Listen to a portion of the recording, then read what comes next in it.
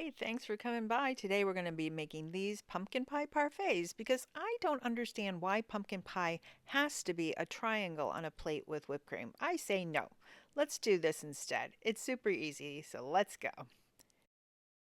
So let's start with the pie dough. It's a very simple recipe. We're going to put in 2 cups of flour and a teaspoon of salt, and then we're going to take 2/3 cup of unsalted butter, which is about a 1 1/3 stick.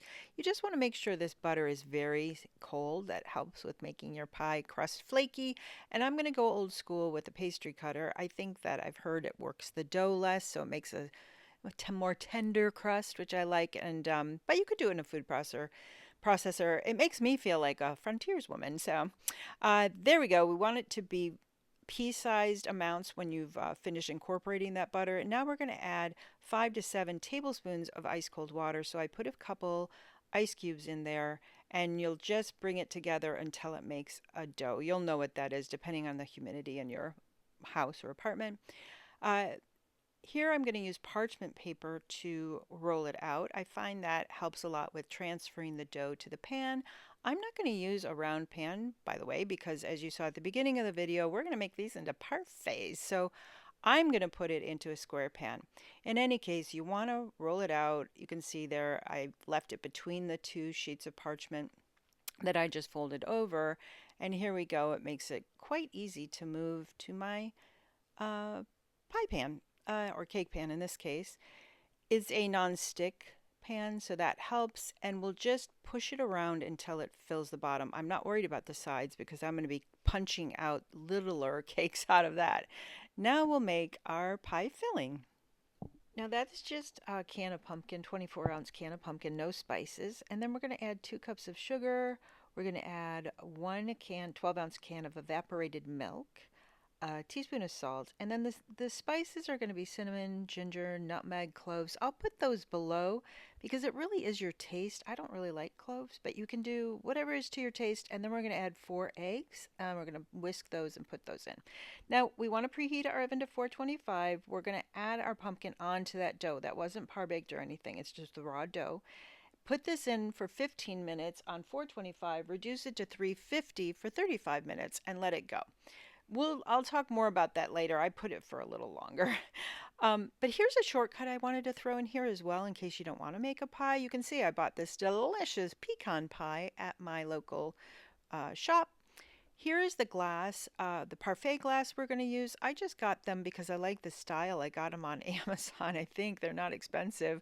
But now I needed to find cutters that would fit inside that parfait glass. So I bought those cutters on Amazon, and they were in centimeters, or maybe it was millimeters, and they were slightly smaller than that glass circumference.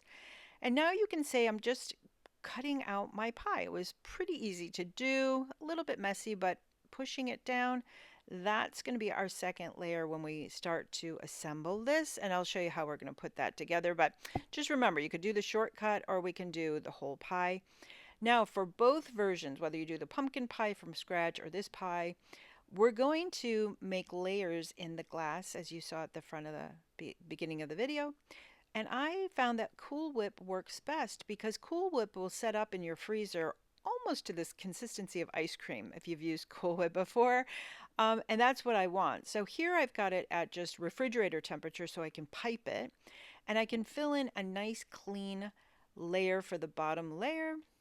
Sorry, the bag's kind of in the way, but so I put it in, and then I went around the edges with a stick that I had in my drawer for like candy apples, to take out any air bubbles that are going to get around the sides. The top I don't really mind. It's just I wanted the sides to be very straight and clean. So then I took a piece of paper towel on that same stick and kind of wiped it around that edge so it was a very straight line. It was very clean. All right, there's my pumpkin pie. I'm not gonna lie, it looks burnt. Oh no, but the edges got burnt because I left it in longer because it was kind of a lot of pumpkin pie mix in the center, and I was afraid it wasn't baking. But the center part, once I pulled out all that excess burned part on the edges, the middle was delicious and really creamy, and this is a good recipe. I feel happy, but I couldn't punch down hard enough. I don't know what was wrong with me, but I decided, okay, I'll pull it out with my offset spatula, making a total mess, but it's okay. And once I got it on the parchment paper, I was able to get over it. You'll see, and I kind of pushed. And once I did that, it actually cut quite easily. Like I didn't need to use a knife, really. I just pull away the excess. It came right away. And I ended up with this perfect little size of pumpkin pie, and that's exactly what I want. This is going to be our second layer on top of the cream layer that we just piped in. Oh, and by the way, I took the cream layer and put it in the freezer. I want that to set up so when we add the pumpkin pie, it won't sink. Here you can see it took me a little bit of effort. There are those molds for mousses that have a little sort of push paddle on the bottom. Yeah. Oh, I did it. I'm not going to lie, a couple of those went flying and I ruined them, but that one looked good and I got a few, so I was very happy. In order to make the pattern on the outside, I've used this technique before, we're going to wrap them in chocolate transfer sheets. So we need to know how tall is it, and then we also need to know its circumference. And here I use a measuring tape. You could also use a string. You just have to be very accurate because if you watched my tiramisu episode, it's the same exact technique. You want the seams to butt up exactly. So here is a new chocolate transfer sheet I got. I'll put the link below to the company. It's fabulous. I love this brand. So I've cut them out in different heights because we have the pecan pie, which is thinner. This is the pumpkin pie. It's a little bit taller. You get the idea. And we're going to wrap that transfer sheet around the outside of the pie. The way you do this is you can use candy melts, which I'm using here. Those are by Wilton or any number of brands. You can get them at Michael's or online. You just want them to be warm and melted. And here's something critical for this particular one. It cannot be a thick layer because there's very little wiggle room with the circumference of the pie to fit in the mouth of that glass. So I had to very gently pull this warm chocolate or candy melts in my case across this pattern. Again, I've said it before, but if you haven't seen it before, just be gentle because if you push too hard, you'll ruin the pattern and you'll smear the pattern below, which I did a little bit, I gotta confess, but it turned out okay. But again, I'm just gonna gently pull this chocolate until it's a nice thin layer. And the one thing is you want to make sure you don't let it set up too much because you'll lose the really sharp edge. So you can see I took that stick I was using before and I just get under there and lift it up as much as I can. Oh, it's very wiggly, but there you go. You'll pick it up and move it away from the place where you've had that candy melt, and now we're just going to let it start to set up. You want it to be pliable but not drippy or it'll all drip down to the bottoms. You get a sense of this. I usually, if it starts looking matte, I know it's ready.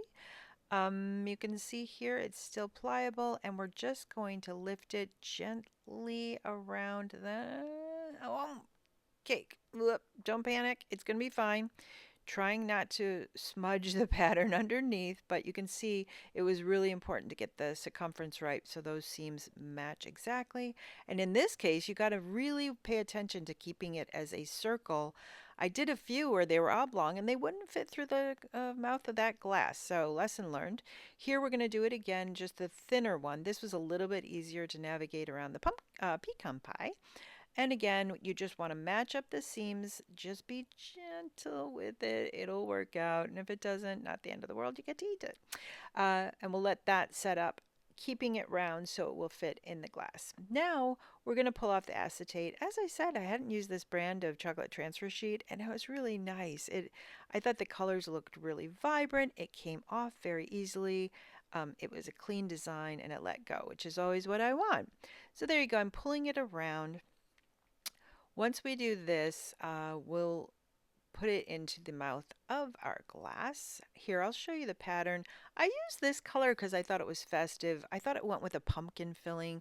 Some other patterns didn't seem to match the idea of, the holidays, so you can pick whatever you like. And there's our glass with our somewhat frozen or set up Cool Whip or whatever whipped cream you want to use. And here is the challenge. Will that round pie fit in that glass? Well, we're about to find out. So I left my gloves on, and that will help not to smear the design on the outside. And as you can see, I was holding my breath. It fit exactly. my gosh, and it kind of slid down. I was so happy. Here's the one with the pecan pie, or pecan, depending on what part of the world you're from, but pecan pie. Um, Again, holding my breath, I put it on top, and because it was a perfect circle, it fit in that perfectly. In this case, the pecan pie, I could push on it because it's a rather more firm pie. With the pumpkin pie, my finger went right into it, so that wasn't good. But there we go, and we have nice, clean, sharp line layers, and that's what I wanted for my parfait. So far this is a success. So here I pulled these back out of the fridge where I've been having them set up. Now I brought some paper towel because when I pushed the pie down, it left smudges on the inside of that rim, and I didn't want that. I want it to be nice and clean. And now we're going to add another layer of whipped cream. As you do this, pipe against the glass. That will make sure that you don't end up with a lot of air bubbles if you kind of push it hard first and then pull into the center. If you do get air bubbles, it's fine. Here I go with that stick, that apple candy apple stick, and you just go around and it'll work all the air bubbles out. I wasn't worried about the top at this point because I had thought I would just take a offset spatula and zip it straight across. There you go. Just like you would with a cake, really. And here's the other one. One of those is the pecan pie, one is pumpkin. And here they are from the front. Think they look so great, but I'm not gonna lie, they look a lot like candles. But maybe that's what you want them to look like. You could put a wick on the top. I think they're lovely and delightful. The middle one is the pumpkin. I think that's probably the best ratio of pumpkin to cream, but we'll talk about that more. I'm going to go back in with a little bit more cream, and this time I'm using a Russian piping tip. I love those for the way that they pipe out icing in this very sort of frilly way. And I thought that might indicate that this is in fact a dessert and not a candle. And you can see how pretty that looks. If we look at it from the front, I do think it's successful. But now the cream ratio is way off. But if somebody loves whipped cream, this is the dessert for them. Next time I do it, I might add another layer of pie to the one on the right, maybe a smaller layer of cream, then pie, then cream, then pie. You could fit a few more, make a like a less deep layer. The one on the left, that ratio is not bad. That's pumpkin in the center. And here we have them sort of in arrangement. So I think it was successful. I hope you'll give it a try. Please like, subscribe, comment below, share with your friends. And if you're in the States, have a happy Thanksgiving. And if you're in another part of the world, thanks again for coming. You have a great day too. And I'll see you next time. Bye for now.